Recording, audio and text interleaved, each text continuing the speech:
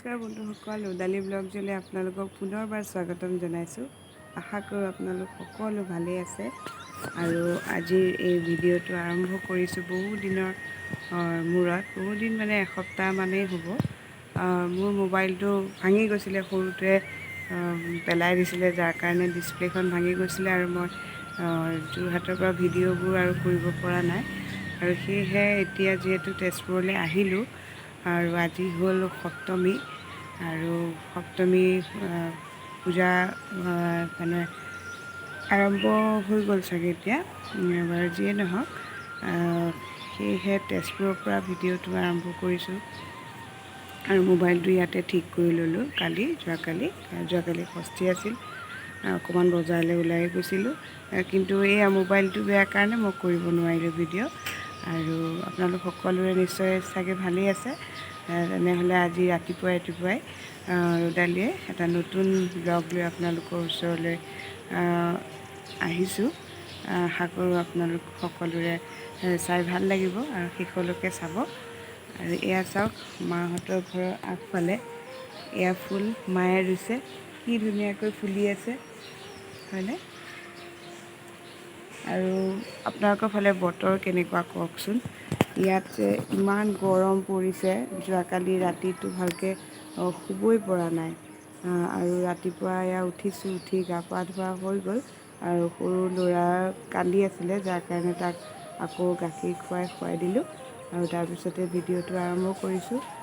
আৰু এইফালে চাওক, দুটা কালাৰ আছে, এইফালে হ'ল বগা আৰু এইফালে এইটো বেঙুনীয়া, পাতল বেঙুনীয়াটো হ'ব। এইফালে এইডাল ৰক্তজবা। আপোনালোকক মই বেক কেমেৰা কৰি সকলোখিনি দেখাই আছোঁ। আৰু এতিয়া মায়ে পূজা দি আছে। আজি সপ্তমী পূজা কি কৰোঁ মানে এতিয়ালৈকে ভবা নাই, যিহেতু সৃজনহঁত যাব চাগে, ডাঙৰ ল'ৰাহঁত যাব। আৰু কিন্তু মই যাওঁ নে নাই ঠিক নাই, যদি যাওঁ তেনেহ'লে ভিডিঅ'টো কৰি ৰাখিম আৰু আপোনালোকে দেখাই পাব, চাই যাওক।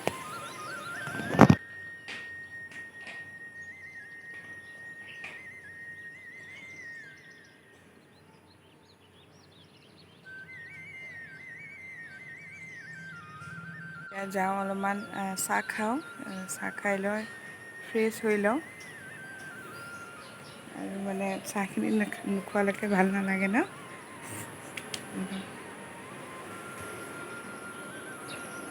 পৰিৱেশটো দেখাইছোঁ অলপমান। এই আগতে আপোনালোকে দেখিছে, আৰু যিসকলে মোৰ ভিডিঅ' নতুনকৈ চাই আছে তেখেতসকলে আগৰ ভিডিঅ'বোৰ চাবগৈ পাৰে। আৰু চালে গম পাব, মাহঁতৰ ঘৰৰ পৰিৱেশটো অলপমান দেখাইছিলোঁ। এতিয়া চাহখিনি খাওঁ।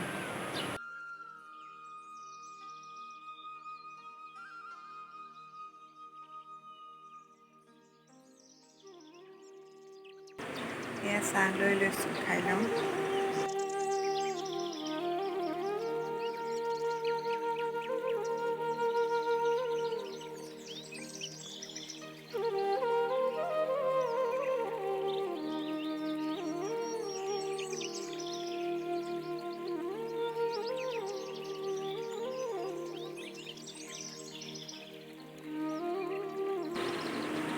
মায়ে পূজা দি আছে।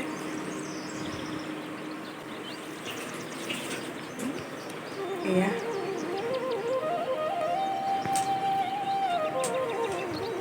মায়ে পূজা কৰি আছে, মই পূজা ঘৰত সোমোৱা নাই, দেখাই দিলোঁ। আৰু গৰুটোতো শুয়ে আছে।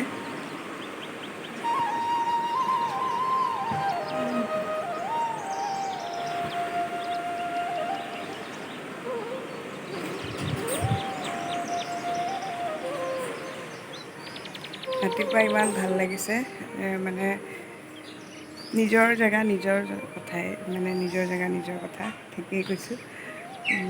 নিজৰ জেগাত আহি পোৱাৰ পিছত মনটো এনেও বেছি ভাল লাগে। আৰু যিহেতু মই কোৱাৰ্টাৰত থাকোঁ, আৰু কোৱাৰ্টাৰত বিভিন্ন প্ৰজাতিৰ মানুহ আছে, আৰু সেয়েহে হিন্দীতে কথা পাতি থাকিব লাগে, ভাল নালাগে। আৰু অসমীয়া মানুহ পাবলৈ আছে, তাত ঢেৰ অসমীয়া মানুহ আছে, কিন্তু ওলাই যাব লাগে। এনেকৈ ওচৰতে মাত এষাৰ দিবলৈ তেনেকুৱা মানুহ খুব কমেই। সেয়েহে নিজৰ ঠাইখিনিলৈ আহিলে নিজৰ ভাষাটো যেতিয়া কাণত পৰি থাকে কিবা এটা বেলেগ ফিল হয়। আৰু যোনে যোনে দূৰত থাকে তেখেতসকলে সেই অনুভৱটো কৰিব পাৰিব। যিহেতু মই নিজৰ ঠাইখিনিৰ পৰা দূৰত থাকোঁ, সেয়েহে মই কৈছোঁ আপোনালোকক। ঠিক আছে, মই ভালকৈ চাহখিনি খাই লৈ আকৌ আহি আছোঁ। চাই থাকিব কি দেখাওঁ। কি হ'ল? এইটো কোন ওলাই আছে?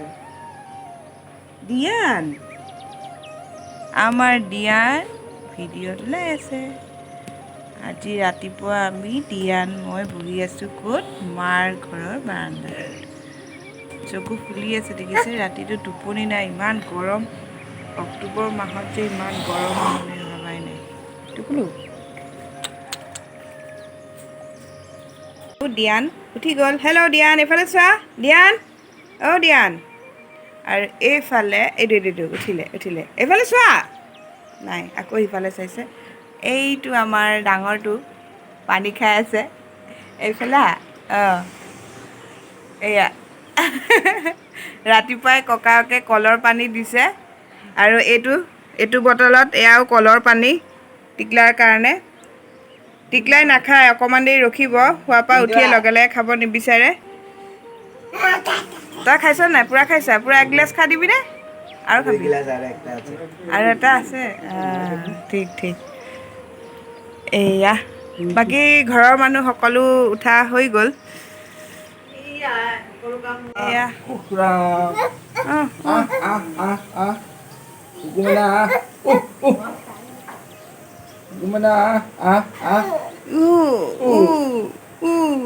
এয়া দেখিছে? ই খুব ফূৰ্তি। সি ভাবিছে তাক নিব আৰু গা চা নোধোৱাকৈ তাক নিব আৰু এই দে। এয়া মায়ে দিয়ানক গা ধুৱাই আছে।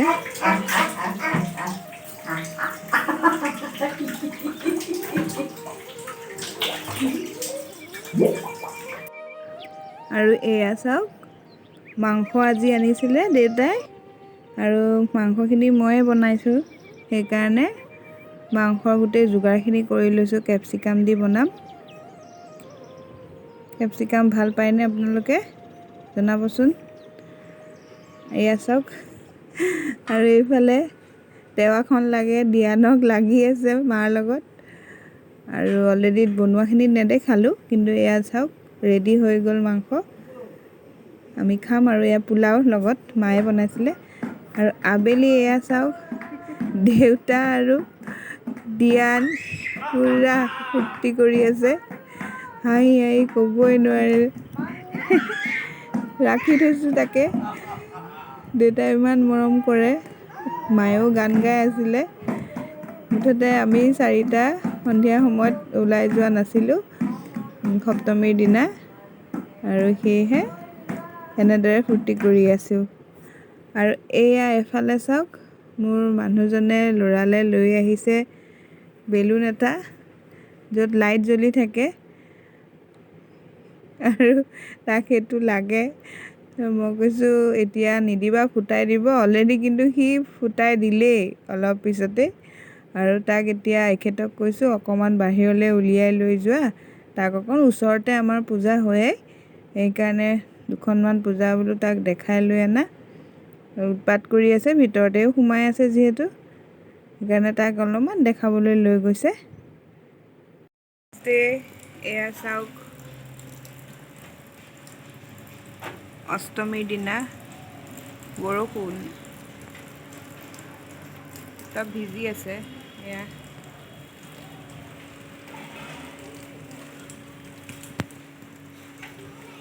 কিন্তু যিয়ে নহওক, ঠাণ্ডা ঠাণ্ডা পৰিৱেশ, ভাল লাগিছে।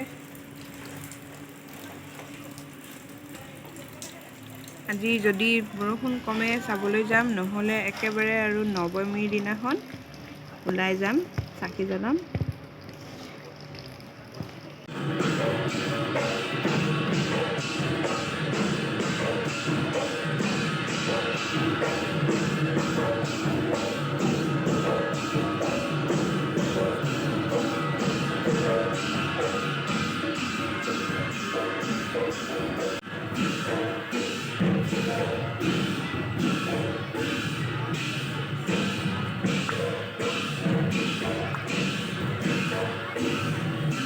এয়া হ'ল বান ষ্টেজ আৰু ইয়াতে হৈ আছে আৰতি আৰু আৰতিখিনি অৱশ্যে মোৰ কৰা নহ'ল আৰু ইফালে ভণ্টি এয়া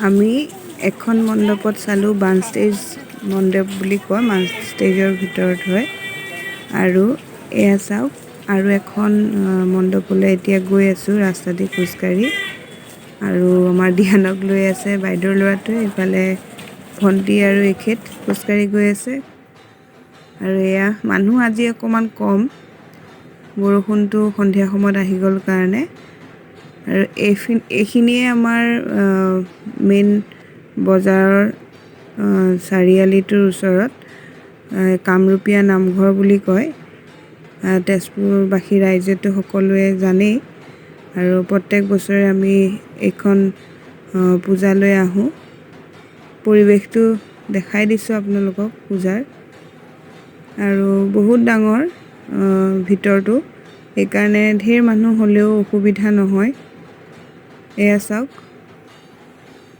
এফালে নামঘৰো আছে কামৰূপীয়া নামঘৰ বুলি কয় তেখেতসকলৰ কাষত এই মণ্ডপৰ কিনাৰ চাইডে নামঘৰত নাম গায় আৰু এয়া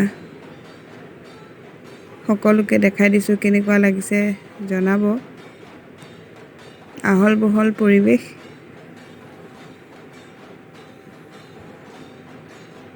আৰু এয়া ভণ্টি এখেত ল'ৰা আমাৰ টিকলাক কেনেকুৱা লাগিছে বাৰু দিয়ানক এয়া যোৰহাটৰ কাপোৰ দেই যোৰহাটৰ পৰা কিনিছোঁ এখেতৰ চাৰ্ট দিয়ানৰ চাৰ্ট পেণ্ট মোৰ চব যোৰহাটৰ কাপোৰ এইবাৰ আৰু এইফালে এয়া চাওক এখেতৰ সৰুকালৰ বন্ধু লগ পাই গ'লোঁ আৰু আমি বাহিৰতে এনেকৈ আজি পোলাও মাংস বিৰিয়ানী থাকেই তেনেকেই বাহিৰতে খালোঁ আৰু খাই বৈ আহি এয়া ঘৰ পালোহি এইখিনি কথা মই কৈ থাকোঁতেই কিনো হ'ল নাজানো আৰু বন্ধ হৈ থাকিলে মোৰ কথাখিনি নোলোৱা হ'ল সেইকাৰণে মই এতিয়া কৈ দিছোঁ ভিতৰলৈ আহি এয়া চাওক বেলুন লৈ আহিছে ডাঙৰটো আমাৰ সৰুটোৱে লৈছে আৰু সৰু সৰু মিহি বেলুনকেইটা ইহঁতক দিছে লৈছে আৰু